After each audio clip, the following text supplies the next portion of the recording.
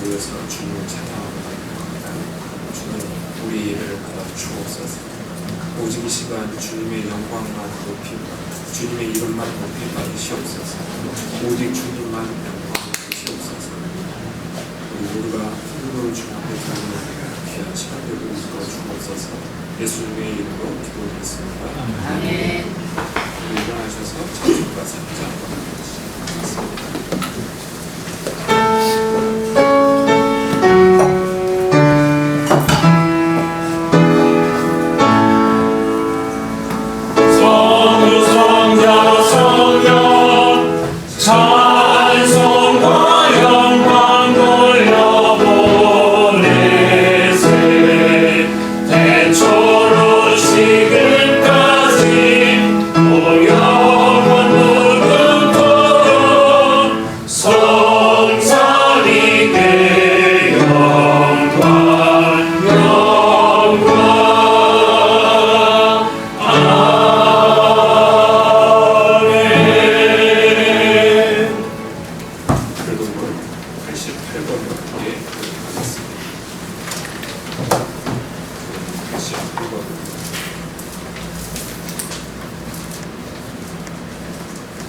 시작하겠습니다. 하늘에 계시는 주여, 내가 눈을 들어 주께 향하나이다.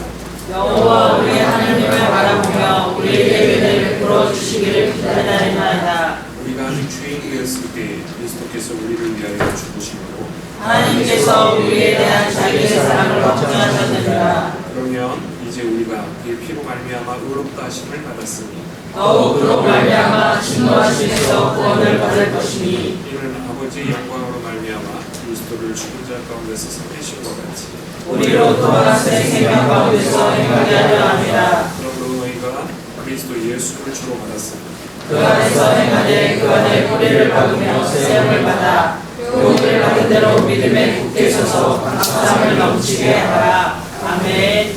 우리 함께 서주시고 신앙노래 드리겠습니다.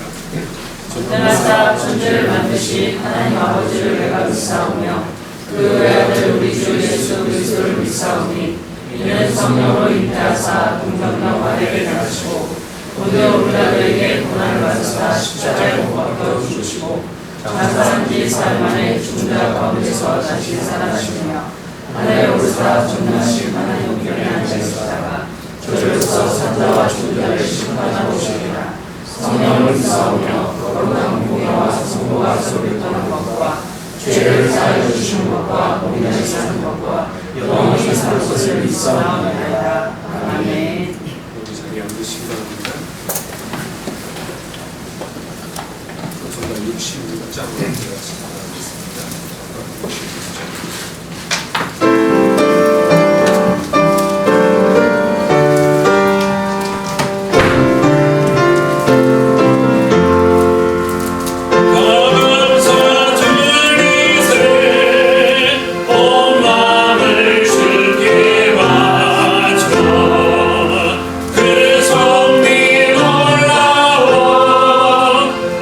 세상 깊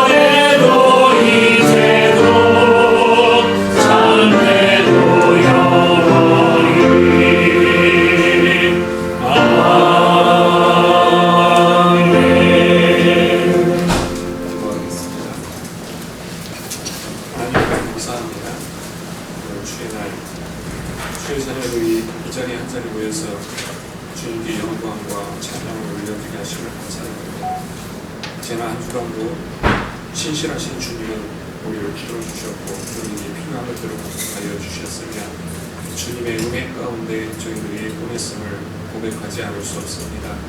주님 감사합니다. 한 주간도 은혜를 베푸시며 우리와 함께하여 주셔서 감사합니다. 그럼에도 우리의 소욕과 우리의 육신을 따라서 우리가 살았었고 우리의 하나님의 말씀을 순종하지 않은 우리의 죄악들이 참 많이 있습니다. 주님 고열의 은혜를 이 시간도 구하며 주님 앞에 엎드리오니 주님 우리를 정결하게 씻어 주옵시고 용서하여 주시며 주님 십자가의 그 은혜를 바라보고 오늘도 주님 앞에 예배드리며 주님 앞에 나아가게 하여 주옵소서.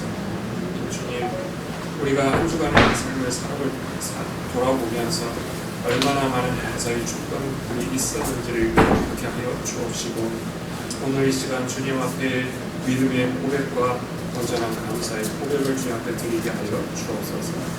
주님 특별히 오늘 이 시간도 이 나라와 이 민족을 위하여서 기도합니다.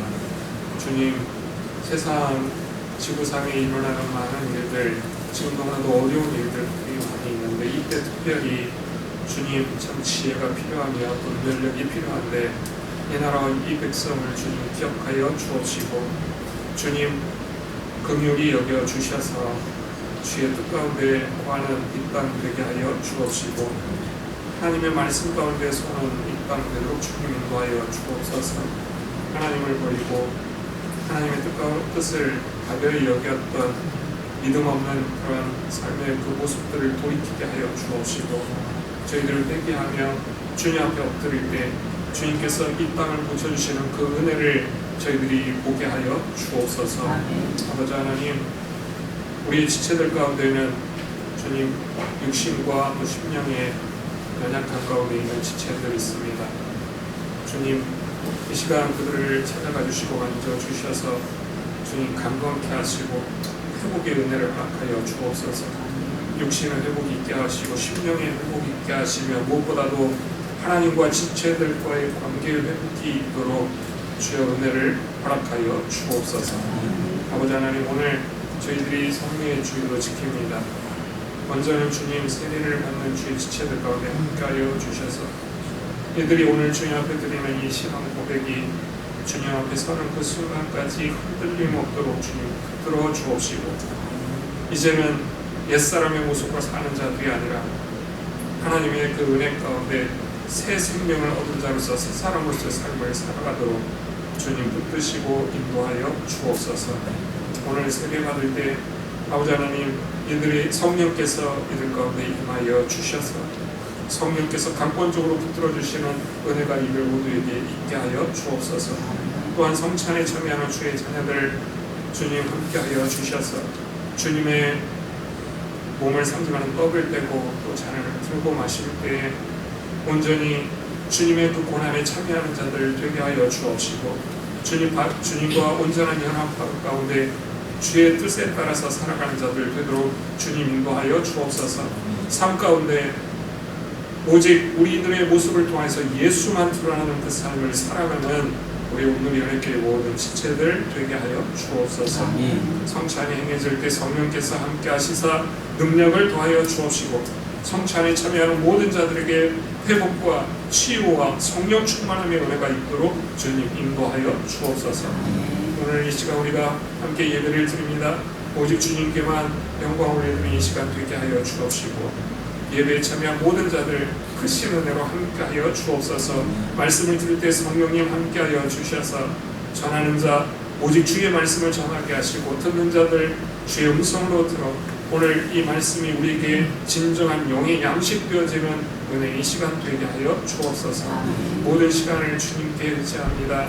시간 주님 이끌어 주옵시고 주님 긍휼에 또 주님의 은혜가 풍성한 이 시간 되게 하여 주옵소서. 예수님의 이름으로 기도드렸습니다. 아멘.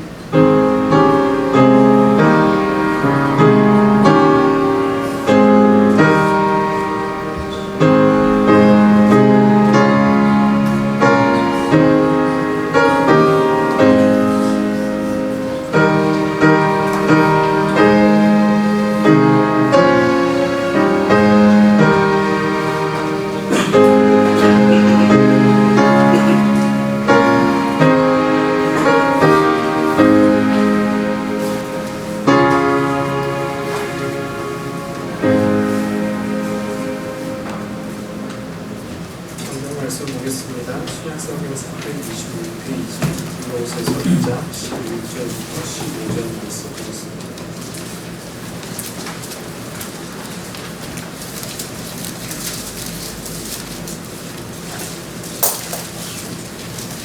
신약 326페이지 골로새서 2장 11절에서 15절.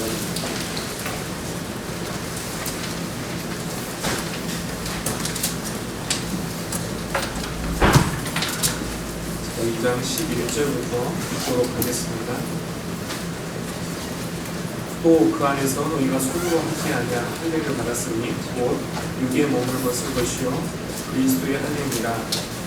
너희가 세계로 그리스도와 함께 장사되고 또 죽은 자들 가운데서 그를 일으키신 하나님의 역사를 믿음으로 말미암아 그 안에서 함께 일으키심을 받아보니라.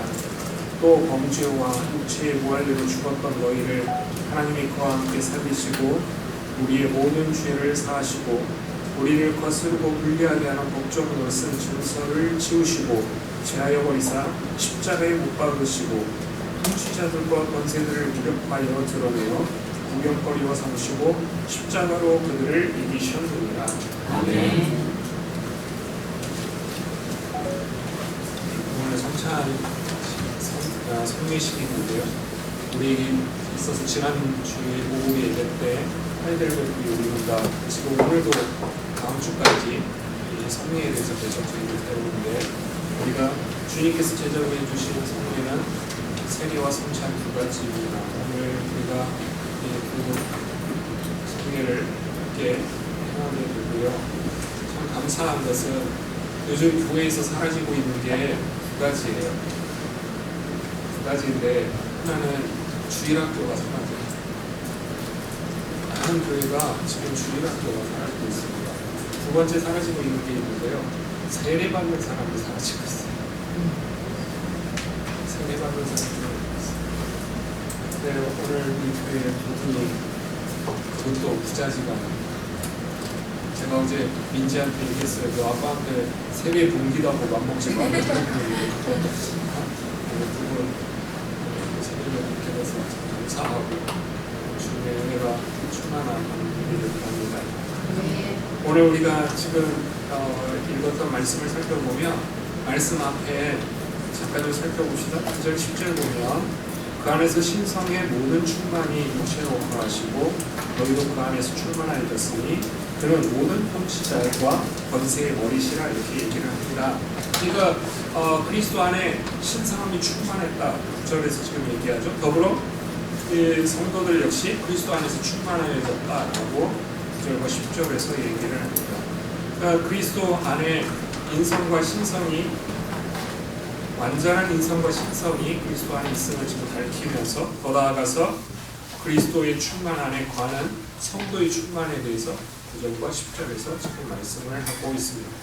그리고 오늘 11절부터 15절까지는 예수 그리스도의 속죄 사역 역시 완전하다라고 하는 것을 11절에서 15절까지 말씀하고 있습니다. 이것은 뭘 말하고 있냐면 그리스도의 속죄 사역이 완전하다라고 하는 것은 오직 예수 그리스도를 통해서만 우리가 구원받을 수 있다. 그것을 지금 여기서 말씀하고 있는 것입니다. 오늘 11절 한번 보면 11절에 또 그 안에서 너희가 손으로 하지 아니한 할례를 받았으니 곧 육의 몸을 벗는 것이요 그리스도의 할례니라 얘기합니다. 여기에 특이한 지금 문구가 나오죠. 그리스도의 할례라고 하는 문구가 여기에 나옵니다. 이것을 위해서는 우리가 좀 생각을 할 게 있는데요.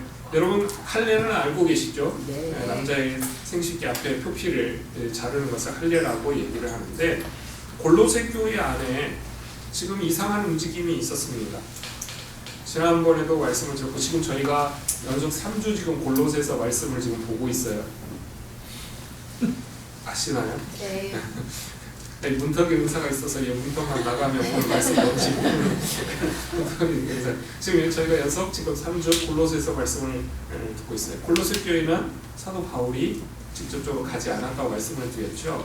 아마도 에바브라라고 하는 사람이 복음을 전해서 세워진 교회가 골로새 교회일 거다. 그럼에도 불구하고 이 골로새 교회 안에 어떤 문제점들을 사도 바울이 옥중에 있으면서 듣고서 그 문제에 대해서 편지를 써서 골로새 교회에 보낸 편지가 바로 이 골로새서입니다.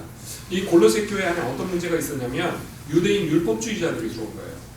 유대인 율법주의자들이 들어와서 뭐라고 얘기를 했냐면 할례를 해야만 구원을 받는다라고 하는 얘기를 골로새 교회 안에서 퍼뜨린 거예요. 그러니까 이 골로새 교회 안에는 이방인들이 참 많이 있었기 때문에 주류가 이방인들이었기 때문에 이 이방인들이 에바브레에게 들었던 그 복음하고 유대인들이 지금 말해주는 거 충돌이 일어나는 거죠. 그래서 지금 혼란한 상황이 있고 몇 사람들은 거기에 미혹되어져서 그 말이 맞는가? 라고 넘어가는 그런 사람들이 골로새 교회 안에 있었습니다. 그런데 바울은 그러한 교회에 지금 편지를 보면서 뭐라고 얘기하냐면 손으로 한 할례, 다시 말하면 유대인들이 말하는 이 표피를 베는 이 육체적인 그 할례가 진정한 할례가 아니라 오늘 여기서 뭐라고 하냐면 영적인 할례가 중요하다. 그것은 곧 여기서 뭐라고 얘기하냐면 육적 몸을 벗는 것이라고 지금 말씀을 하고 있습니다. 육적 몸이라고 하는 것은 뭘 말하고 있냐면요, 우리가 예수 그리스도를 영접하기 이전에 살았던 그 삶의 모습, 옛사람의 모습, 죄악에 매여 있었던 옛사람의 모습을 지금 얘기하고 있는 거거든요. 그런데 이러한 옛사람의 모습을 벗어버리는 것, 다시 말하면 육적 몸을 벗어버리는 이 영적 할례가 바로 우리가 완전히 거듭난 모습이다라고 사도 바울은 얘기를 하고 있습니다. 오직 성령 안에서 새로워지는 것이 하나님의 백성에게 요구되어지는 할례다. 그걸 지금 말합니다. 그래서 이걸 마음의 할례라고 얘기를 하는데요, 마음의 가죽을 베어내는 것으로서 우리의 심령, 마음의 본질적인 변화를 지금 얘기해서 말하고 있습니다. 우리는 이 구약 시대에는 육적인 할례만 얘기했을 거라고 생각을 해요. 그런데 아니에요. 마음의 할례에 대해서 이미 구약의 예레미야 선지자가 먼저 얘기를 했었습니다. 예레미야서 4장 4절 말씀 보면 유대인과 예루살렘 주민들아, 너희는 스스로 할례를 행하여 너희 마음 가죽을 베고 나 여호와께 속하라. 그리하지 아니하면 너희 악행으로 말미암아 나의 분노가 불같이 일어나 사르리니 그것을 뜰 자가 없으리라 얘기하고 있습니다. 그러니까 예레미야 선지자도 뭐라고 얘기했냐면 너희 마음 가죽을 베라. 다시 말하면 마음의 할례를 행하라 얘기를 했어요. 유대인들은 이방인들에게 너희들은 할례도 행하지 않은 자들이야, 부정한 자들이야 라고 손가락질했지만 예레미야 선지자는 뭐라고 얘기하고 있냐면 너희는 육체의 할례를 행했을지 모르지만 마음의 할례는 행하지 않았다. 그걸 지적해서 얘기를 합니다. 계속해서 예레미야서 9장 26절 말씀에서는 이렇게 얘기합니다. 곧 애굽과 유다와 에돔과 암몬 자손과 모압과 및 광야에 살면서 살짝을 깎은 자들에게라. 무릇 모든 민족은 할례를 받지 못하였고 이스라엘은 마음의 할례를 받지 못하였느니라 하셨느니라. 그러니까 여기서 보면 이스라엘은 육체적 할례를 했을지 모르지만 마음의 할례를 행하지 않은 자다. 거듭해서 예레미야서 9장 26절에서도 지적해서 얘기를 하고 있습니다. 이 말의 의미는 뭐냐면요, 비록 육체적 할례를 행했다 할지라도 마음의 할례를 행하지 아니하면 하나님과 관계없는 자다라고 합니다. 마음의 할례는 육체의 할례와는 달리 새 언약을 주신 그리스도로 말미암아 거듭남으로써 우리가 받을 수가 있습니다. 그래서 예수 그리스도로 말미암아 거듭남으로써 받을 수 있기 때문에 오늘 여기서 이 마음의 할례를 지금 뭐라고 사도 바울은 얘기하냐면 그리스도의 할례다 이렇게 칭해서 말씀을 하고 있습니다. 이제 이어서 세례에 대해서 12절에서 이어서 얘기하는데요. 12절은 보세요. 너희가 세례로 그리스도와 함께 장사되고 또 죽은 자들 가운데서 그를 일으키신 하나님의 역사를 믿음으로 말미암아 그 안에서 함께 일으키심을 받았느니라 말씀하고 있습니다. 여러분, 세례는 우리 지금 장로교회에서는 이따가 여러분들 보시겠지만 목회자가 손으로 물을 묻혀서 머리에 그 물을 끼얹고 세례를 하지요. 제가 웨스트민스터 신앙고백서 할 때에 세례를 주는 여러 가지 모습에 대해서 설명을 드렸습니다. 어떤 모습을 취하든 중요한 것은 뭐냐? 그 안에 담겨져 있는 정신이 중요하다라고 하는 것을 그때 말씀을 드렸어요. 원래 이 세례의 모습은 침례였죠. 물속에 들어갔다가 다시 나오죠. 우리 교단의 법에 따라서 세례를 여기서 행하지만 선교지에 나가면요, 이제 선교사님들께서 세례 요청을 하거든요. 오셔서 세례를 좀 해주세요. 선교지에서는 될 수 있으면 물가로 데리고 갑니다. 그래서 실제적으로 그 물에 잠겼다가 나올 수 있도록 해요. 왜냐하면 우리가 지난주에 하이델베르크 요리문답에서 배웠지만 이 그 성례는 뭐라고 했냐면 예수님의 구원의 표와 인이다라고, 눈에 보이는 표와 인이다고 지난 시간에 말씀을 드렸죠. 그러니까 선교지에 가면 기독교인들이 많지 않기 때문에 눈으로 보여주는 거예요. 물속에 들어갔다가 나오고. 그래서 물속에 들어가는 순간 나의 옛사람은 죽고, 물속에서 나오는 순간 예수 그리스도를 통해서 내가 새 생명을 얻었음을 그들이 눈으로 볼 수 있도록. 이것이 바로 세례가 주는 의미입니다. 그래서 오늘 이 세례에 대해서 뭐라고 얘기했냐면 두 가지로 지금 얘기하고 있어요. 12절 보세요. 물속에 들어갔죠. 그리스도와 함께 장사되었고, 다시 물에서 나왔죠. 마지막 절 보세요. 그 안에서 함께 일으키심을 받았느니라.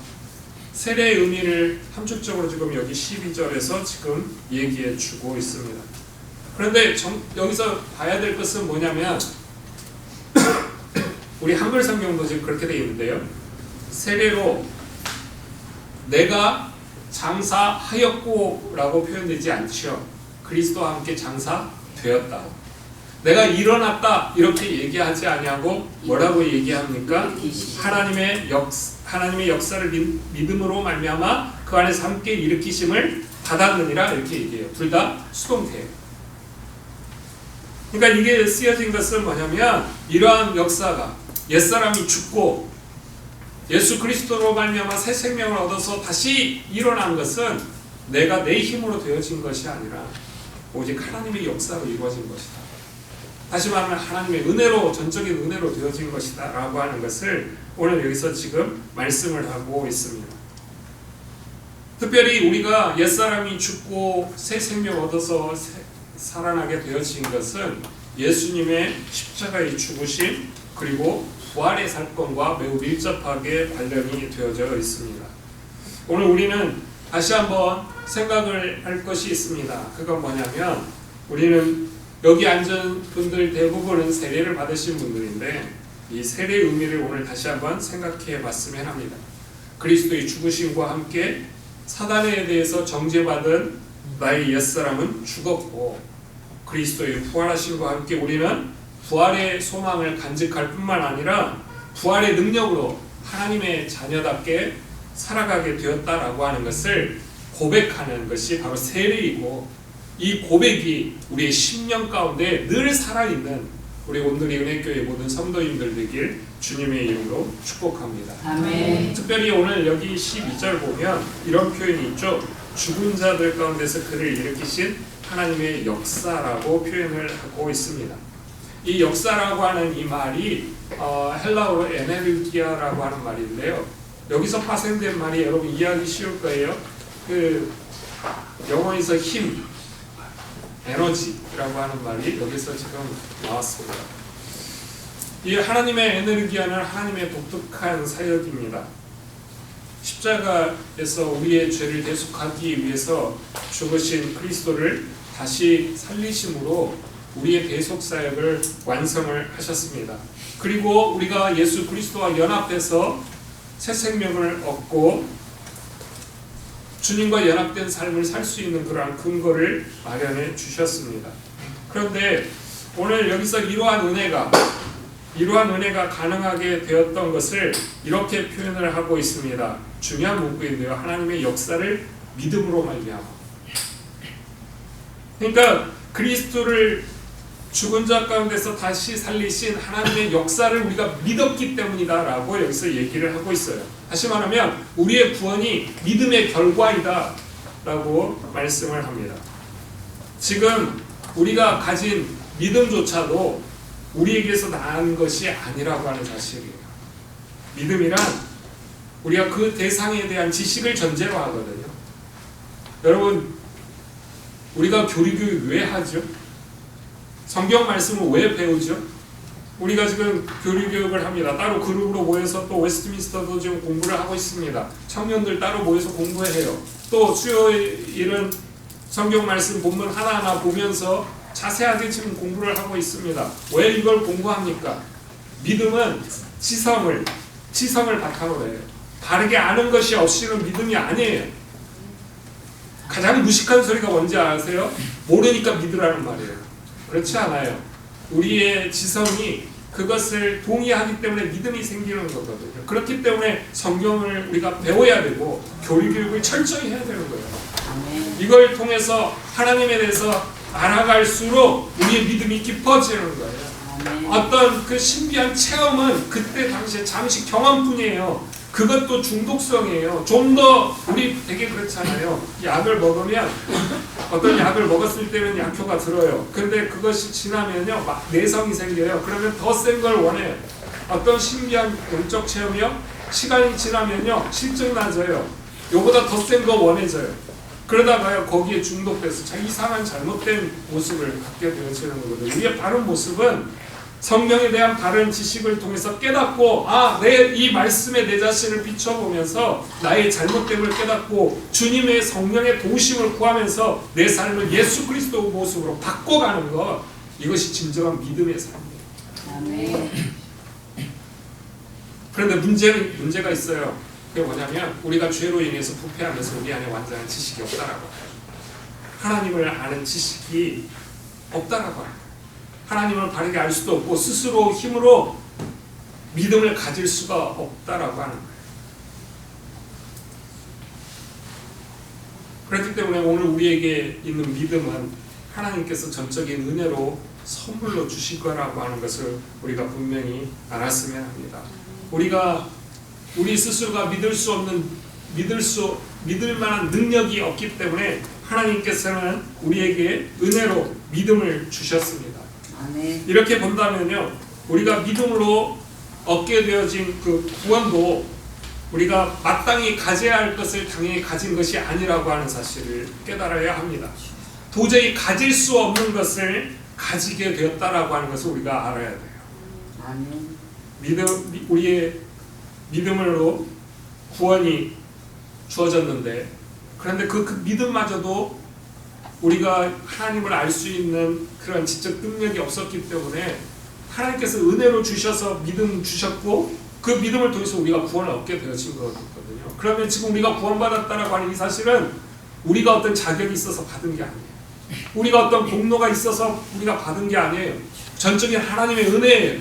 그렇다면 지금 오늘 내가 하나님을 믿고 하나님의 구원의 은혜를 누리고 있다라고 한다면 우리는 항상 있어야 될 감사예요.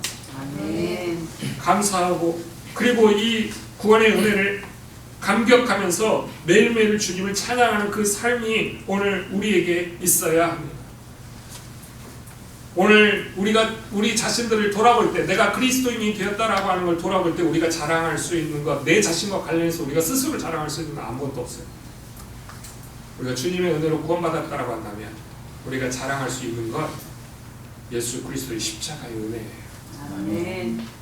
그리고 그분의 복음을 우리는 자랑할 뿐이에요.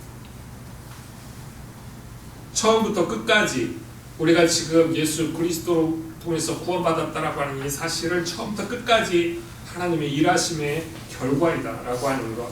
그렇기 때문에 우리가 정말 자랑할 것은 오직 십자가의 은혜와 그리스도의 복음뿐이다라고 하는 사실 우리가 다시 한번 기억하고 항상 겸손하게 살아갈 수 있는 우리 모두가 되었으면 하고요. 그리고 그 하나님을 자랑하면서 살아갈 수 있는 우리 온누리 은혜교회 모든 성도님들 되길 주님의 이름으로 축복합니다. 아멘. 오늘 골로새 교회를 아까 설명을 드렸지만 골로새 교회 안에는 이방인들이 거의 대부분이었거든요. 유대인들이 볼 때에는 이방인들은 부정한 자들이었거든요. 그래서 오늘 그 이방인들을 향해서 아주 단편적으로 지금 보여주고 있는 말씀이 있어요. 13절 한번 보실래요? 13절 보면 또 범죄와 육체의 무할례로 죽었던 너희를 하나님이 그와 함께 살리시고 우리의 모든 죄를 사하시고 이렇게 말씀하고 있지요. 여기 과거에 우리의 모습을 지금 뭐라고 얘기하냐면 범죄와 육체의 무할례로 죽었던 우리라고 지금 얘기하고 있습니다. 우리 인간이 예수님에 대한 믿음이 없다라고 하면 죽은 거나 다를 바가 없습니다. 죽은 사람들은 아무것도 알지 못합니다. 우리 지금 그리스도인이 된 이후에 우리에게 주어진 놀라운 것들이 있죠. 하나님의 성품, 그리고 아주 숭고한 영적인 그러한 진리들, 그리고 예수 그리스도를 통해서 우리가 주님의 나라, 주님 다시 오실 때 주님의 나라를 갈 수 있다라고 하는 아주 아름다운 그런 소망을 우리는 지금 지닌 존재가 되어졌어요. 그러나 그 이전에 허물과 죄로 죽었을 때에는, 예수 그리스도를 영접하기 이전에는 이러한 놀라운 것들을 우리가 전혀 알지 못했습니다. 또 이러한 아름다움에 대해서 아무런 반응도 내보내지 못했어요. 밖에 믿지 않는 자들에게 가서 부활의 소망에 대해서 아무리 얘기한들 그들은 부활의 소망에 대해서 아무것도 몰라요. 그 아름다움을 깨닫지도 못해요. 그런데 사실 그 모습이 과거의 우리의 모습이었었어요. 그런데 그러한 모습 가운데 있었던 우리를 구원하시고 이러한 그 아름다운 것들을 우리의 소유로 삼아주신 은혜가 우리의 그 구원의 여정 가운데 지금 주어졌다라고 하는 사실이에요. 오늘 여기서 다시 한번 얘기하면서 사도 바울은 얘기하고 있죠. 그처럼 소망이 없었던, 아무런 그 아름다운 것을 아무것도 몰랐던 우리들을 어떻게 하셨냐면 살리시고 우리의 모든 죄를 사하여 주시고, 그리고 아주 결정적인 문구 14절, 우리를 거스르고 불리하게 하는 법조문으로 쓴 증서를 지우고 제하여 버리사 십자가에 못 박으셨다라고 지금 얘기하고 있습니다. 여러분, 이걸 위해서 우리가 좀 생각을 해야 될 게 있습니다. 여기에 이 문구가 나오죠. 법조문으로 쓴 증서, 이게 나오죠. 쉽게 말하면 이거예요. 차용증서라고 한번 생각을 해보세요. 이 당시에 누군가에게 돈을 빌리잖아요. 그러면 이제 법률적인 그 계약을 작성을 합니다. 여러분들 돈을 빌려줄 때, 지금도 마찬가지인데요. 돈을 빌려주면 상대방이 차용증서를 쓰죠. 대개 차용증서 누가 써요? 빌려주는 사람이 써요? 빌려가는 사람이 써요? 빌려가는 사람이 쓰죠. 자필로 쓰잖아요. 다 쓰고 뒤에 사인하고 뭐 지장 찍고 이렇게 얘기를 하죠. 이게 지금 우리의 모습만이 아니었거든요. 고대 근동에서도 채무관계, 그 다음에 노예관계일 때 이런 법률적인 계약서를 작성을 하는데 채무자나 노예가 이걸 직접 썼어요. 그러면 주인은, 그 채권자나 또는 노예의 주인은 이 증서를 가지고 이 사람에게 자신의 권리를 요구할 수 있는 증빙으로 이걸 항상 제시를 했어요. 노예가 말을 안 들어요? 보여주는 거예요. 너 이렇게 계약돼 있어. 주인 말 안 들으면 여기에 네가 불이행했을 때의 조건대로 나 할 거야. 이렇게 하는 거예요. 그러면 여러분 한번 생각을 해보세요. 이 노예는 이 증서를 보여줄 때마다 마음이 편했을까요? 불안하겠죠. 채무자도 마찬가지겠죠. 채권자가 나타나가지고 너 이렇게 채무 이행하기로 했는데 나한테 지금 안 했어? 라고 이렇게 계속해서 들이민다라고 한다면 아마 채무자는 이 차용증서를 볼 때마다 마음이 심히 괴로울 거예요. 근데 이러한 일들이 오늘 우리에게도 있었다라고 하는 거예요. 뭐였냐면 오늘 여기서 지금 얘기하고 있는 것은 우리를 거스르고 불리하게 하는 법조문으로 쓴 증서라고 얘기를 하고 있죠. 여기서 우리가 봐야 될 것은 뭐냐면 여기에 지금 법조문으로 된 증서니까 율법을 지금 얘기하고 있는데 여러분 한번 생각해 봅시다. 우리 인간 가운데 율법을 완전히 지킬 수 있는 사람이 있을까요? 없습니다. 없어요. 한 명도 없어요. 그런데 그 율법이 적혀진 그 증서를 우리한테 들이밀을 때 우리의 마음은 어떠했을까요? 유대의 율법주의자들은 율법을 지킴으로써 구원을 받을 수 있다라고 그렇게 얘기를 해요. 그런데 사실은 자신들도 그 율법을 다 지키지 못해요. 율법은 우리에게 깨닫게 하는 것은 뭐냐면요, 우리가 완전하지 못하다라고 하는 깨닫는 거예요. 율법은 또 죄를 깨닫게 해요. 그리고 율법이 하는 긍정적인 것은 뭐냐면 내가 이걸 완전히 지킬 수 없기 때문에 오직 나는 하나님의 은혜가 필요하다라고 하는 걸 깨닫게 해요. 아멘. 내가 이걸 다 지울 수가 없기 때문에 내가 주님의 은혜 아래에 들어갈 수밖에 없다라고 하는 것을 이 율법이 깨닫게 합니다. 오히려 이 율법은 우리에게 자유함을 주는 것이 아니라 우리에게 절망감을 주고요, 그리고 우리에게 정죄감을 줍니다. 그래서 표현하기를 여기서 뭐라고 표현했습니까? 거스르고 불리하게 한다라고 지적해서 지금 얘기를 하고 있습니다. 우리가 율법이 우리를 거스르고 불리하게 하는 이유는 뭐냐면 율법이 잘못된 게 아니고요, 우리가 완전하지 않기 때문에 그래요. 우리가 그걸 완전히 지킬 수가 없기 때문에 그래요. 율법은 우리에게 긍정적 요소가 있지만 우리의 이 죄악된 모습 때문에 그 율법을 우리는 완전히 지킬 수가 없고, 율법이 오히려 목적은 선한 목적으로 만들어졌지만 우리를 거스르게 하고 우리를 불편하게 하는 그런 존재가 되어진 것입니다. 그런데 이것을 하나님께서 지우시고 제하여 버려서 십자가에 못 박았다라고 여기서 말씀을 하고 있습니다. 하나님께서 예수 그리스도를 십자가를 통해서 우리의 죄를 사하심으로써 이 율법의 정죄를 완전히 무효화시켜 버렸다라고 지금 말씀하고 있는 것입니다. 오늘 그렇기 때문에 우리가 하나 생각을 해야 될 것은 뭐냐면요, 한번 생각을 해봅시다. 우리가 율법을 완전히 지키지 못하는데 율법의 이 정죄함을 예수 그리스도께서 우리의 그 율법의 정죄함을 다 가지고 십자가에서 못 박으신, 그러니까 사실은 예수님께서 십자가에 못 박히셨지만 엄밀히 말하자면 율법 자체가 십자가에 못이 박혀버린 거죠. 그래서 더 이상 그리스도 안에 있는 자에게는 이 율법이 어떠한 영향력도 발휘할 수 없게 되어진 거예요. 우리에게는 더 이상 율법의 정죄가 없습니다. 우리에게는 율법의 정죄가 있는 것이 아니라 오직 예수 그리스도의 은혜만이 우리에게 있습니다. 아멘. 로마서 8장 1절 2절 말씀이 이렇게 얘기합니다. 그러므로 이제 그리스도 예수 안에 있는 자에게는 결코 정죄함이 없나니 이는 그리스도 예수 안에 있는 생명의 성령의 법이 죄와 사망의 법에서 너를 해방하였음이라 말씀하고 아멘. 있습니다. 십자가는 율법의 정죄를 무효화시킨 하나님의 권능입니다. 아멘. 십자가는 우리의 구원을 위해서 마련해 놓으신 하나님의 새 법입니다. 아멘. 우리는 오직 이 십자가를 통해서만 율법의 정죄에서 벗어나 구원에 이를 수 있습니다. 아멘. 오늘 예수님 하나님께서 이러한 은혜를 더 구체적으로 지금 얘기하셨는데요. 뭐라고 얘기하셨냐면 14절에서요. 이 증서를 지우시고 제하여 버리사 십자가에 못 박으시고 이렇게 얘기해요. 여러분, 채권자가 권리를 주장하기 위해서는 차용증서를 가져와야 돼요. 그런데 차용증서를 딱 봤는데 차용증서가 백지예요.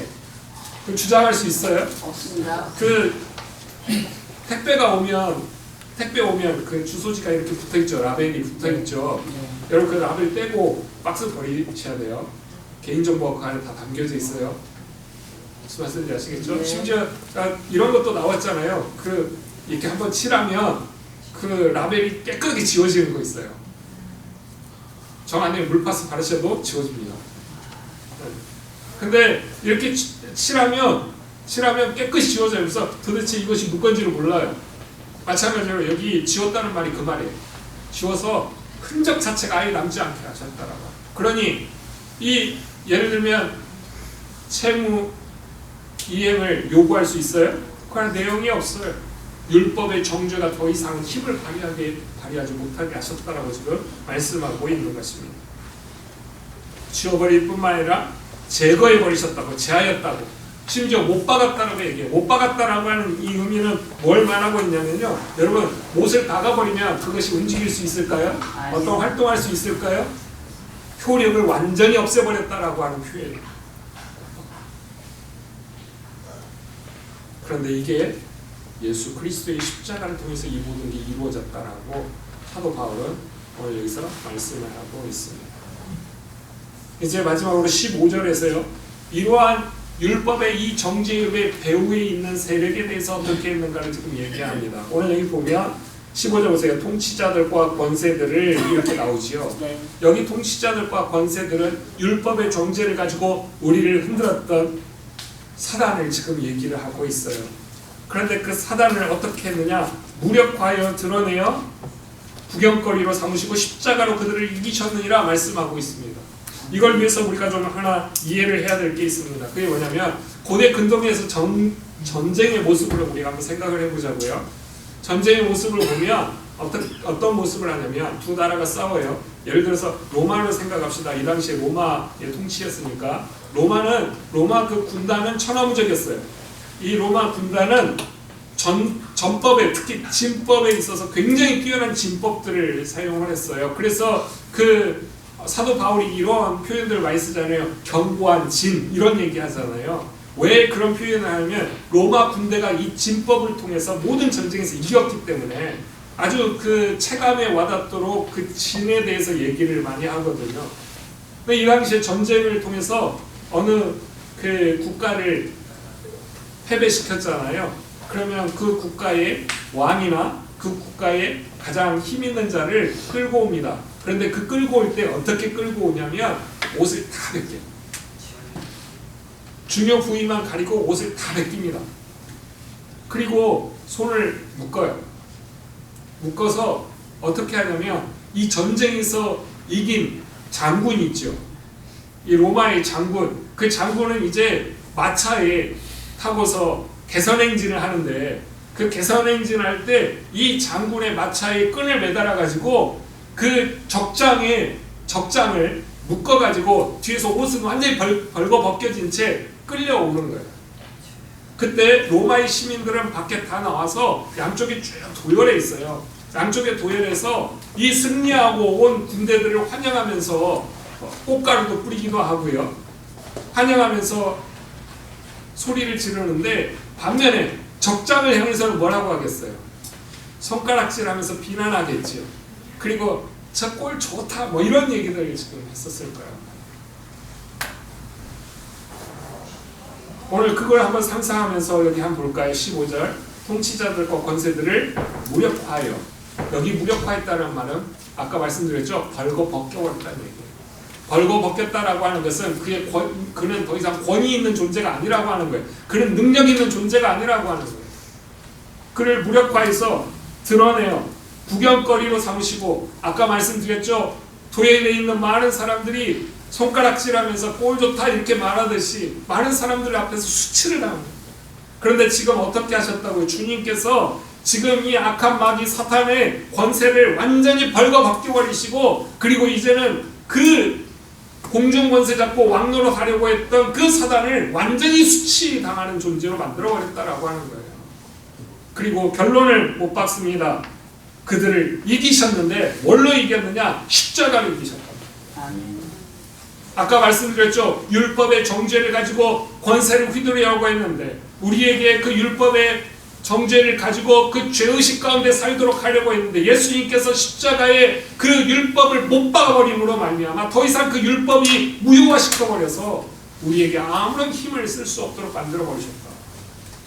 그래서 그들을 무력화시켜버리고 그리고 이제 이기셨다라고 지금 말씀해요. 그런데 어떻게 이기셨느냐? 십자가로 이기셨다. 오늘 여기 15절 말씀에서 말씀하고 있습니다. 분명하게 선언합니다. 하나님께서 그리스도를 십자가에 죽게 하신 그 십자가의 사건이 패배가 아니라 승리다라고 분명하게 얘기하고 있어요. 아멘. 여러분 우리가 여기서 하나 생각을 해야 될 게 있어요. 아까 그 그림을 생각을 해봅시다. 승리한 개선 장군이 지금 와요. 그리고 지금 쭉 도열에 있으면서 오는데 많은 사람들이 환호하죠. 한 가지 여쭤볼게요. 전쟁의 승리의 기쁨과 즐거움은 이 개선 장군만 누려요? 아니면 거기에 도열에 있는 모든 사람들이 함께 누려요? 예수님께서 십자가에서 이기신 이 즐거움과 기쁨은 그 십자가의 은혜를 입은 자들 모두가 함께 누린다는 사실. 아멘. 이 그리스도의 승리는 그리스도와 연합한 우리 모든 성도들의 승리이자 기쁨이다라고 하는 것을 오늘 사도 바울이 여기서 지금 얘기를 하고 있습니다. 오늘 성례식에 참여하면서 오늘 이 십자가의 은혜를 다시 한번 생각하는 이 시간 되었으면 합니다. 우리가 세례받음이 얼마나 소중한 의미가 담겨져 있는지, 또 우리가 성찬에 참여함이 얼마나 우리에게 큰 기쁨의 잔치의 모습인지, 예수 그리스도의 몸과 피를 상징하는 떡과 잔의 이 참여함이 이제 마지막 때에 예수님께서 다시 오시는 그날 어린 양의 혼인잔치를 우리가 바라보면서 하는 영적인 잔치의 자리가 우리의 성찬의 자리입니다. 이 모든 것이 오늘 우리가 살펴보았듯이 십자가의 은혜를 통해서 오늘 우리에게 주어졌다라고 하는 사실. 오늘 그 은혜를 입은 것이 얼마나 놀라운 일인가, 그 은혜를 입은 것이 우리에게 얼마나 큰 축복인가, 그리고 그 은혜를 통해서 우리에게 얼마나 큰 기쁨과 즐거움이 주어져 있는가라고 하는 것을 오늘 다시 한번 생각하면서 매일매일 삶 가운데서 이 십자가의 능력으로 이기는 자의 삶을 살아가는 우리 오늘의 은혜교회 모든 성도님들 되길 주님의 이름으로 축복합니다. 아멘. 오늘 성례식 할 때 이 은혜를 우리가 다시 한번 생각하면서 감사함으로 함께 이 성례식에 참여하기를 바라고요. 기쁨으로 참여해서 오늘 주님께서 성례식 가운데 주시는 은혜를 풍성하게 함께 누리는 우리 성도님들 되길 주님의 이름으로 축복합니다. 기도하겠습니다. 하나님 오늘 감사합니다. 주님 오늘 말씀을 통해서 주님께서 십자가를 통해서 우리에게 주신 놀라운 은혜들을 다시 한번 생각해 봅니다. 주님 이 은혜를 우리가 다시 생각하며 오늘 세례와 성찬식을 거행하는데 주님 이 세례와 성찬식을 통하여서 우리 오늘 이 은혜교회 모든 성도님들 십자가의 그 승리를 맛보는 자들 되게 하여 주옵시고 주님께서 주시는 크신 은혜 가운데 이 성례식을 행하도록 주님 인도하여 주옵소서. 또 한 주간을 살아가는데 이 한 주간도 주님과 동행하는 기쁨으로 충만하게 하여 주옵시고 이 한 주간 주님만을 온전히 예배하는 예배자의 삶을 살도록 인도하여 주옵소서. 감사드리며 예수님의 이름으로 기도드렸습니다. 아멘. 이제 성례식을 시작하겠습니다.